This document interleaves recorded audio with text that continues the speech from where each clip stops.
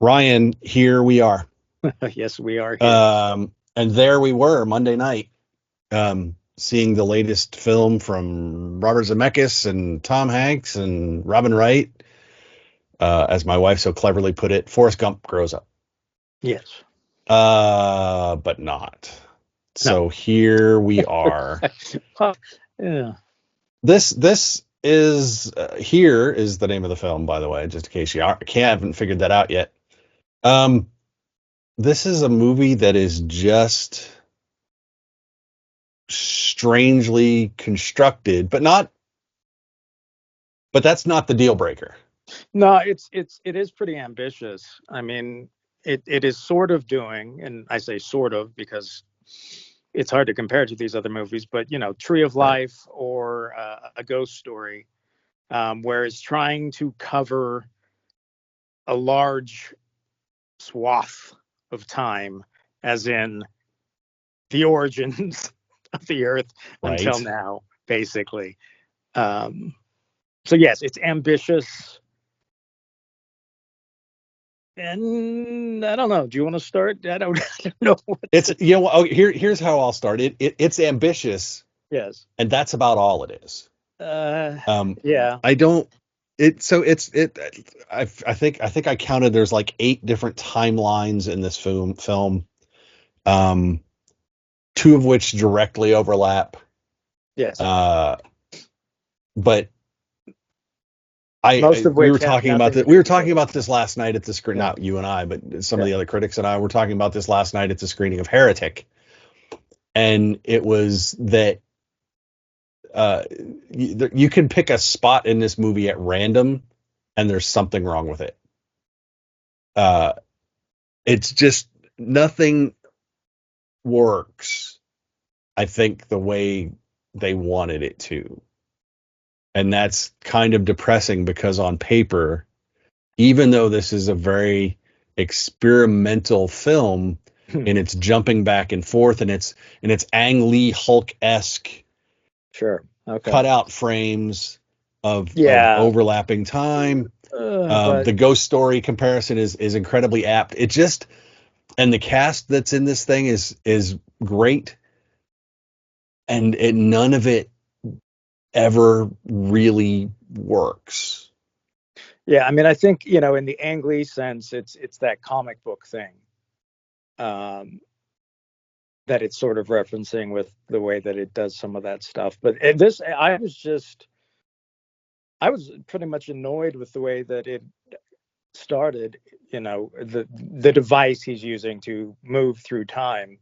Yeah. And I thought it was just going to literally be the intro because it felt like a very intro sort of thing to do. And then I was like, okay, we're past that. And then I was like, oh, no, we're not. We're going to be picture framing everything throughout the entire show. You know, it really is only telling one story. Um, and I would Yes. argue that it's supposed to maybe be telling the story of the house or the location. I mean, that's kind of what it's set up to do, but it only really ever tells one story.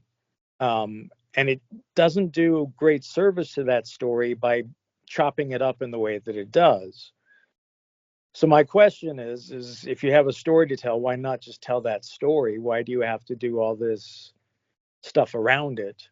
And I guess because we've probably already seen the story that it's telling, and they had to do something that was experimental, something that was new. Well, But it's based on a graphic novel, at which I haven't seen clips of or yeah, I mean, screenshots of, and I assume it's similar in I guess, general yeah, approach, but I feel like that would work better in a graphic novel than it does on screen as yeah, a flowable narrative. Um, and I'll be honest, there's at least 2 other stories in this film that I would have wanted to see more of, as opposed to the bi-generational um, Paul Bettany, Tom Hanks father son dynamic. yeah.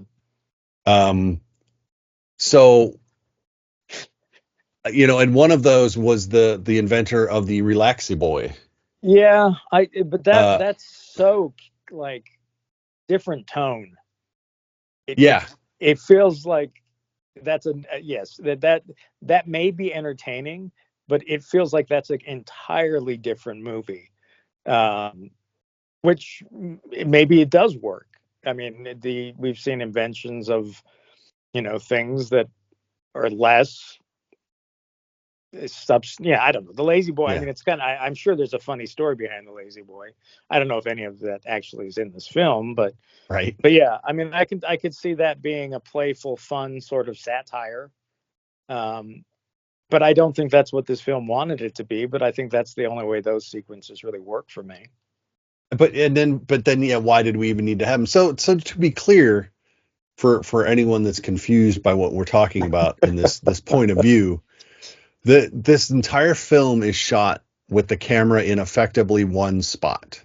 Yeah, So go back to the beginning of the Earth, and you see this jungle landscape and some dinosaurs run by, and not then feathered, by the way, not feathered. say what? They're not feathered dinosaurs. No, they are not feathered dinosaurs, by the way.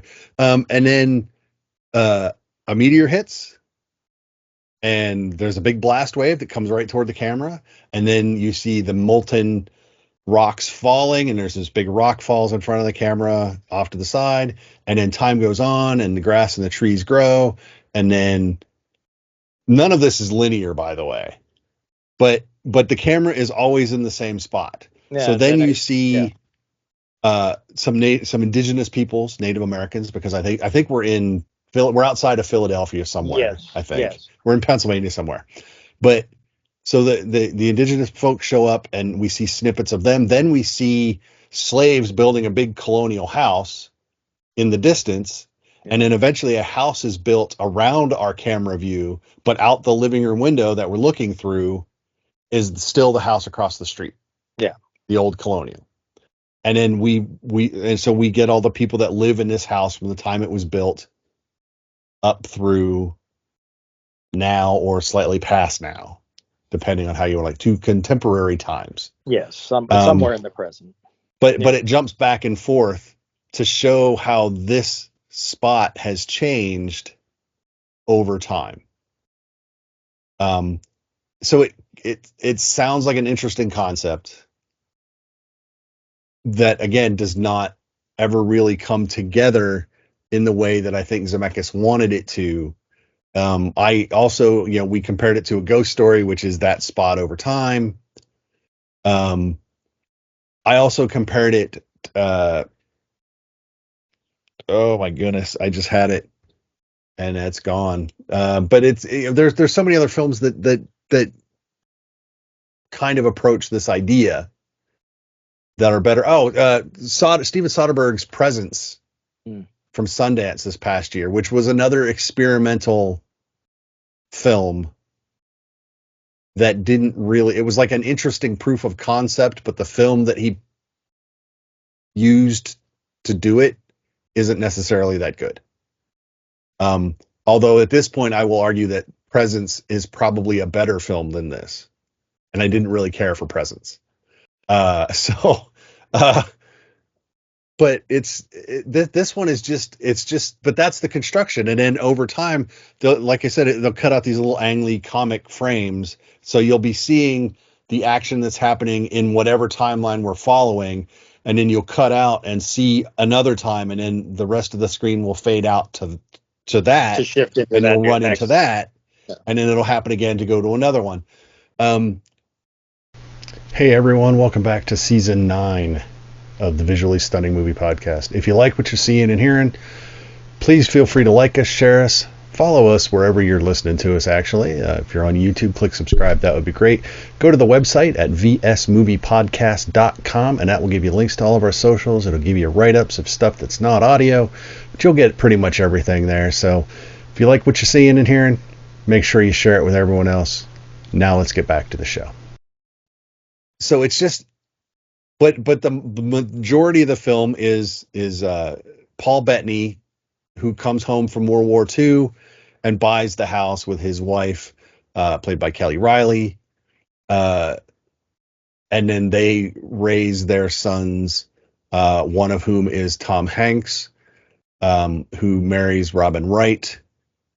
But they all live together because they can't afford to buy another house. So now we Yeah. get this bi-generational story, but we're also, while we're being told that, we're flipping back and forth between present and older and younger versions of the Tom Hanks character. He's probably the most through character Yeah. in the film, Him but and we get to Paul. see de-aged Tom Hanks and up-aged Tom Hanks and never correctly aged Tom Hanks. I don't think so. It's very You might be strange. right. You might be right. Yeah. Well, and I don't like it's not that. Well, I think part of the problem is anytime you're about to connect with any of these characters, you jump to a different story. Yeah. You're never allowed to live in the moment. And I'll talk about how it's disappointing when I don't at some point forget I'm watching a movie. And it's not that I literally forget I'm watching a movie, but that I become involved, with the film on a different level. And this film absolutely doesn't allow that to happen because it's constantly reminding you that it's got a gimmick. Yeah. Um, and that gimmick is constantly reminding me that, oh yeah, I'm watching a movie. These characters don't exist. I don't know that any of this story is true. Even in the fictional world that they've built, I don't know that I care as much as I want to. Right. Because the moment you're about to care for them, you flip ahead to a scene that you're, for something else. And I don't know, it feels very forced. Um, I think that it's funny because the Forrest Gump thing doesn't work in a way, but it also does work in a way in that Forrest Gump wanted to hit on all these historical topics and things, and I think that this film wants to hit on a lot of historical topics as well. The problem being that most of those historical topics are in the scenes for the stories that aren't developed. Right. Um, so we get the one story that that's very traditional, and that doesn't, I guess it's interesting to present, someone who has ambition, who unfortunately, due to economics, is not able to fulfill their wildest dreams and their ambitions and their things. I guess that's a story we can all relate to now, but it's kind of conventional, really. Yeah. And I guess that's the problem is the concept of the film is pretty experimental, but I don't think it actually can work in the way that I think the film has to be experimental and sort of strange and out there bizarre to be able to do the stretch of time and have us believe it. I mean, A Ghost Story, a kind of a weird movie, to say the least, particularly the time jumping through time stuff, but it's visually compelling. It doesn't over explain itself, if it explains itself at all, really. And you just kind of go with it. And I don't really feel like at any point in this film I was like, okay, I can go with this. Yeah. It's there's just so much not, and even half the performances don't feel good. No, Um, again, the tone is all over the place. Am I supposed to think it's funny? There's a story about a man who's obsessed with airplanes. Is that story supposed to be funny and nostalgic and quirky, or am I supposed to, feel bad when things happen? Or how am I, and I'm not sure. I think I know what I'm supposed to feel, but I certainly didn't feel that. I didn't feel any sort of connection to the characters, or, nope. it really felt kind of satire-ish. And I don't know if that's a word. It felt like a satire. Yeah. Or it felt like, I don't know. It didn't feel authentic. It didn't feel real to the period that it was supposed to be representing. Right. And then again, we had the story of the inventor of the Relaxy Boy, Yeah. uh, which became Lazy Boy. Which is, I Which mean, it's amusing, but it sometimes kind of feels like maybe it's a Saturday Night Live skit. Yeah, actually, yeah, that's probably not a bad comparison. Um, and then we get to Alan Rose, Paul Bettany, and Kelly Riley, and then Robert and Richard and Margaret, Tom Hanks and Robin Wright, and then their daughter, and then, but we talk about skits and uncompleted stories and undeveloped stories. There's one that I had to point out in my written review, and that is the African American couple, which just feels like it's tacked on. It 100% feels like it's tacked on. It's never clear when they buy the house, though one assumes it is after Tom Hanks sells the house. Yes. Because then the house is for sale and he is coming back to it as an old man. Yeah, so they've sold the house, years have passed. Now the family that moved in is selling the house. Yeah. And yeah. That whole sequence, I jokingly said, but it might be true, that I think the dinosaurs have more screen time than that family. Well, the family is, I mean, I don't want to use the word token, but that's, it kind of feels that way. It almost feels like I think it's an attempt to capture the fact that, ownership is changed in America from what it once was, I guess. Or at least that's the best I can come up with why they're in there is to kind of, but then the only real scene they have is the talk with their teenage son. Yeah, on the couch, which is the dad monologuing. Yeah, and I'm not, it's, I guess, to a certain degree a fact of life, but is that why but in this construction, that whole sequence either needs to be developed more, absolutely, or eliminated, because it feels tokenish. As much as the Lazy Boy guy feels satirical, yes, this absolutely feels, call it tokenish, call it woke, call it virtue signal, call it whatever you want. It's out of place because there's nothing underpinning why he put it there. It's like, expand that story. There's 2 or 3 other things that could have led up to that scene. Sure. That would have expanded that storyline and paid for that scene. And it would have worked. But as it's constructed, it doesn't work. Yeah.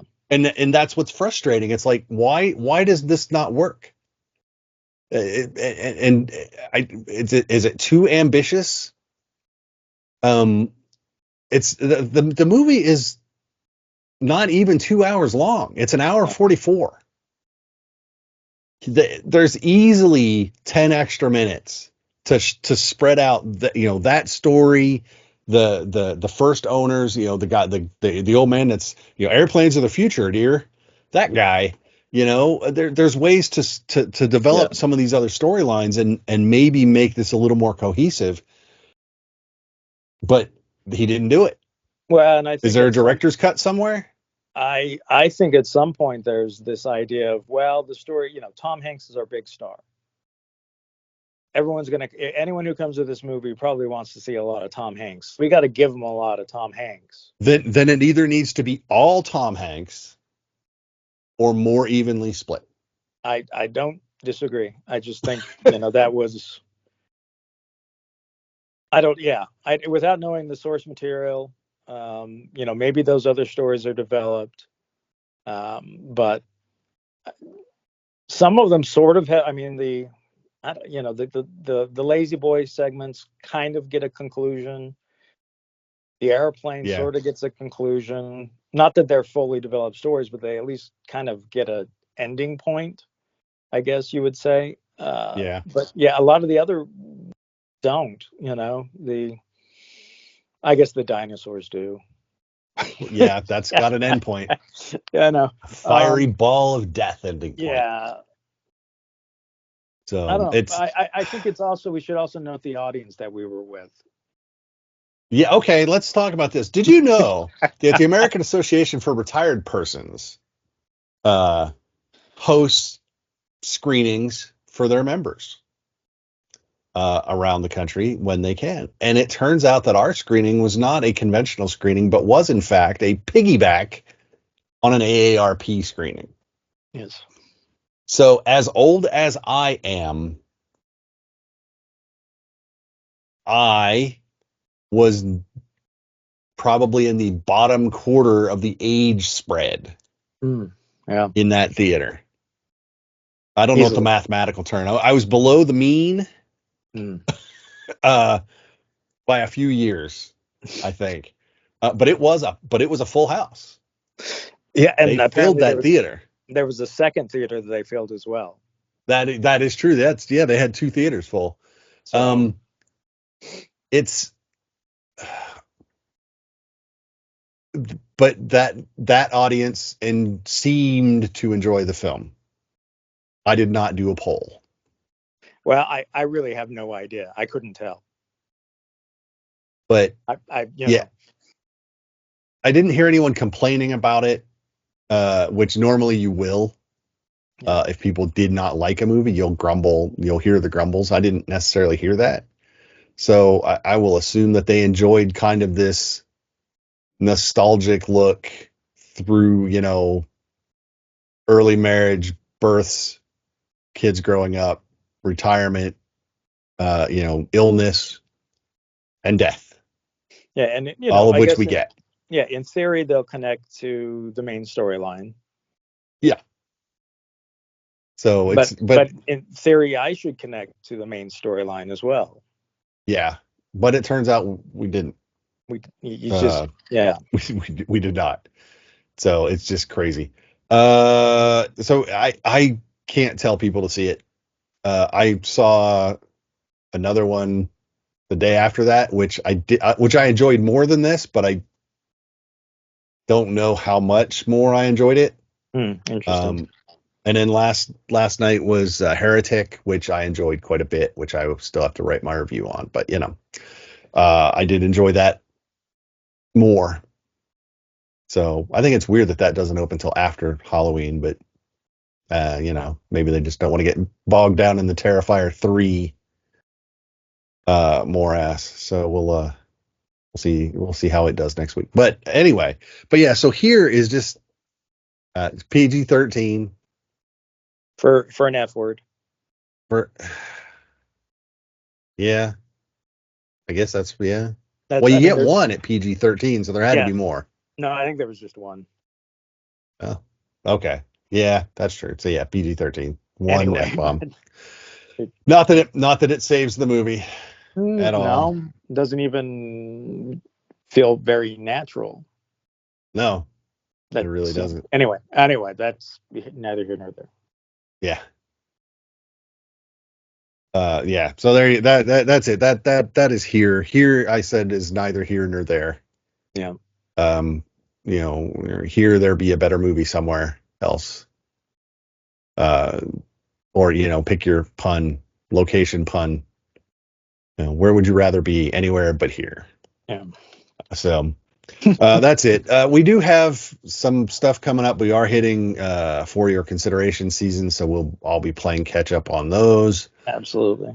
And if there's some that we didn't see at the time and we see later, maybe we'll talk about them and remind you all that they came out, especially if they're smaller films. So this is normally when we get to catch up on smaller films, is for your consideration season.